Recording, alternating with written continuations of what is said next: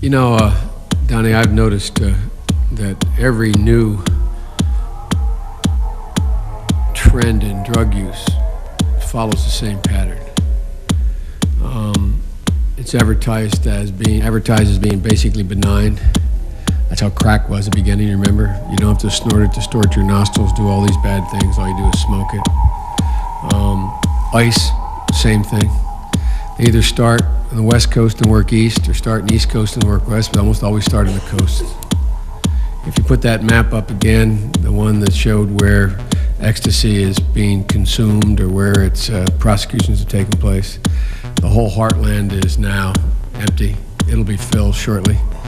I remember 15 years ago writing about crank and saying, hey, it's coming, and now Iowa is the biggest problem, among the biggest problems. No, not here, it won't happen here. But one of the things that I think we've got to be careful of here, if you don't mind my saying, to all of us here, is we better not exaggerate the danger, damage, and or underestimate it of this drug, or we'll lose our credibility. I remember when I tried years ago, Donnie, to get these club drugs changed in schedule, DEA was my opposition.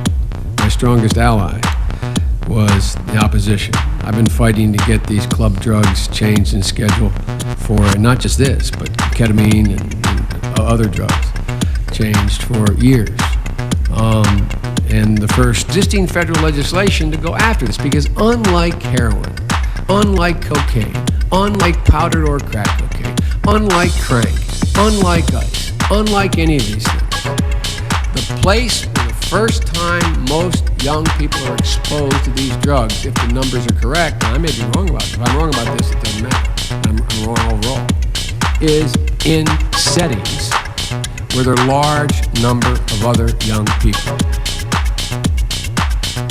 And I think we should be giving incentives to mayors and cities and counties and local law enforcement officers to increase their penalties in return for additional assistance, additional help, while we continue to increase assistance to you to interdict. But there ain't enough customs agents to collect enough pills coming from now the Netherlands. Mark my words, it will be a major industry. Anybody, look, all these guys are looking for new product. You remember, Donnie, we had a little debate, not you and I, but DEA and I predicted that heroin would be a major source of the economy, of the new economy of the drug lord in Colombia. I said, no, that's Southeast Asia, man, they're not going to do that. They're not going to get in that business. They need new product, just like stockbrokers need new products, like grocery stores need new products. It's a new product. And anything you can make that is going to cost you pennies on the dollar to make, and you can sell for up to $40 a pill, it doesn't take long. For the pulling together for the mutual good. At work and at play, giving new meanings to the word democracy. People like Mr. Peterbilt, a man to the name born. His obsession, garbage. His profession, sanitary engineer. His avocation, fucking. Serious boys to get involved in this. So I'd like you to comment on this notion of putting more responsibility on zoning, on local law enforcement, on criminal penalties for endangering lives. You don't have to get them for drugs.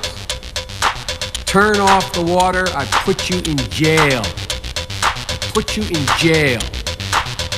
That's the scum who should be put in jail. Not just the guy selling the pills.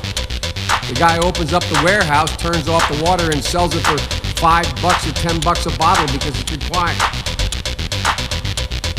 What do we do about that? Does it make sense? Well, Senator, Tony. It does make sense, Senator, and I have to confess your mind works a lot faster than mine, so I'll just comment on a few of the aspects of what you've said. We certainly do need to look at the promoters, and DEA is doing that, and we've done it very effectively in a couple of cases.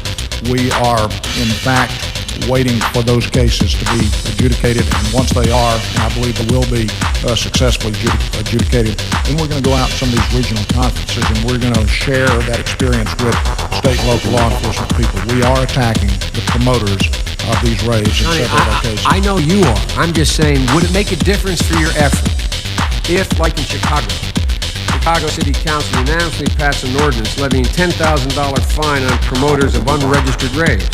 Rave promoters now must register their parties and obtain a juice bar license, which requires them to shut down at 2 a.m., as well as comply with a number of building code requirements. Sure, that would help. It will also help put the promoters in jail, which is what we're also trying to do. By the way, Toronto, Canada outlawed raves in the city property after 3 ecstasy-related deaths. They just outlawed it, period. Flat outlawed. I mean, this is not like 3 kids sitting in the basement trying their first marijuana or doing coke for the first time or whatever else. Now, that happens.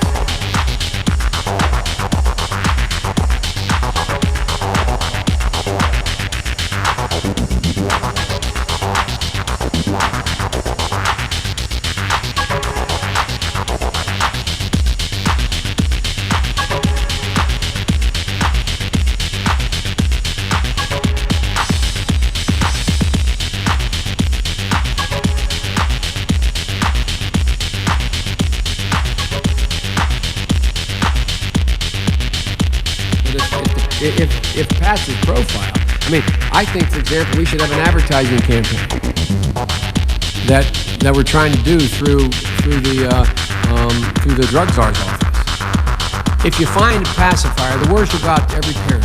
You find a pacifier in your 14 or 15-year-old kid's bedroom, they're using ecstasy. They're using ecstasy. 99% of the parents in America would not have any idea. They wonder, what in the devil you have a pacifier for? And the kids said, well, we're doing a school play, and they'd believe it. And there's so much we can educate people to.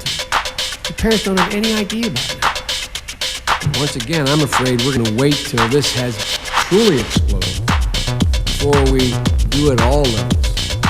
So I'm not criticizing you, Johnny, or DEA on this. We're really not. I'll end with this.